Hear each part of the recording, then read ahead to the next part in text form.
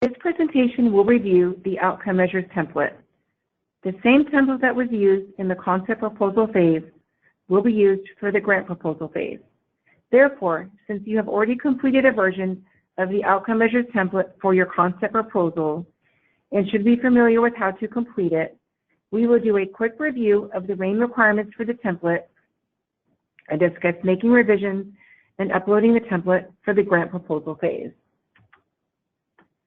Completing the outcome measures template for the grant proposal phase will work just as it did for the concept proposal phase. Download the template from FAST website to your computer, complete the template, and upload the finished document to the Attachments tab in FAST.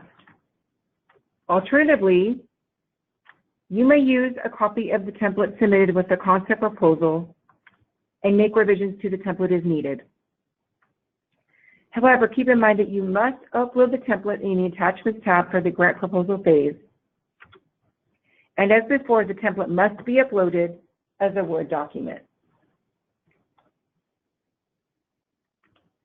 Before making any revisions to the outcome measures template, we strongly encourage all applicants to review the administrative and technical feedback provided in FAST.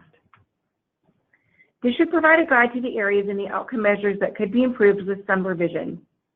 If you didn't receive feedback specific to the outcome measures, this is a good opportunity to review the outcome measure or measures you selected for your project and ensure that they are appropriate, realistic, and achievable within the grant duration. New outcome measures and/or indicators may be selected in the grant proposal phase. However, CDFA cannot anticipate how substantial changes will be reviewed by the Technical Review Committee.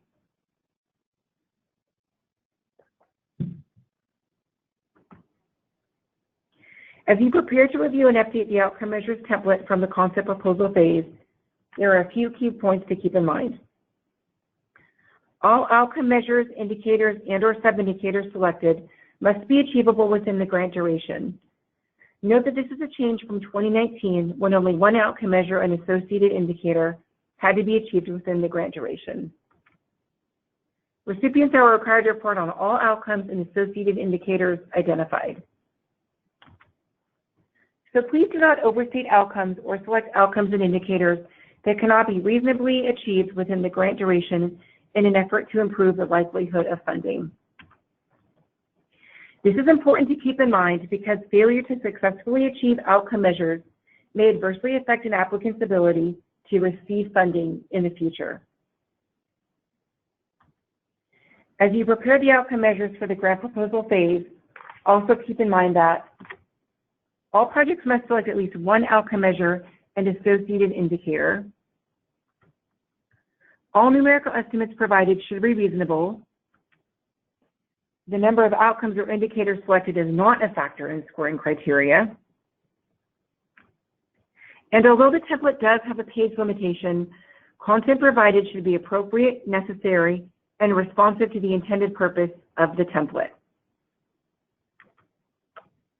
Even though you already completed this template in the concept proposal phase, there is still some confusion regarding the information that should be provided in the description sections of the outcome measures template. These are the sections entitled Description of Data Collection Methods and Description of Activities to Monitor and Report on Outcomes. To clarify for both sections, the content provided should pertain only to how the selected outcome measure and indicator will be measured, monitored, and reported. These sections should not include information regarding how work plan objectives or other aspects of the project will be measured, monitored, or reported that are not related to the outcome measure. Remember, should a grant be awarded, recipients will be required to report on the selected outcome measures separately from the work plan objectives. The description boxes in the outcome measures template should describe the plan for collecting data, monitoring, and reporting on the selected outcome measures only. In addition, each outcome measure must have a unique response for the data collection methods and the activities to monitor and report on outcomes. Do not include responses such as see previous description or same as above. For each outcome measure, reread the selected outcome indicator and sub-indicator to confirm that the response specifically addresses the outcome measure as written without altering the meaning. And note that outcome measure 1 is the only outcome measure that asks for a percentage. Do not include a percentage for any other outcome measure, as this would be considered an amendment. Remember that outcome measure 1 is mandatory for all proposals submitted under the Grown in California funding category, or for marketing and promotion projects that focus efforts to sell, advertise, promote, market and generate publicity, attract new customers, or raise customer awareness for specialty crops or a specialty crop venue, regardless of the funding category the proposal is submitted under. In addition, for outcome measure 1, the specific measure must be expressed as a dollar value and percentage increase of sales as a result of the marketing and/or promotion activities. It is necessary to measure actual sales figures resulting from marketing efforts against an established baseline to evidence an increase in sales. And for projects that don't already have a baseline of sales in dollars, one of the objectives of the project must be to determine a baseline during the grant period. For outcome measure 4, indicator 2 sub-indicator A should measure adoption of the recommended practices as a result of project activities. Please note this does not mean indicating the intention to adopt the recommended practices, but rather the outcome measure requires the measure of adoption of the recommended practices. And outcome measure 5, indicator 2, should measure the number of innovations adopted. Again, please note this does not mean indicating the intention to adopt innovations, but rather the outcome measure requires the measure of the number of innovations actually adopted. And lastly, for outcome measure 8, the difference between jobs and careers is that jobs are the net gain of paid employment, whereas new businesses created or adopted can indicate new careers. The beginning farmer is an individual or entity that has not operated a farm or ranch for more than 10 years and substantially participates in the operation. A socially disadvantaged farmer is a farmer who is a member of a socially disadvantaged group.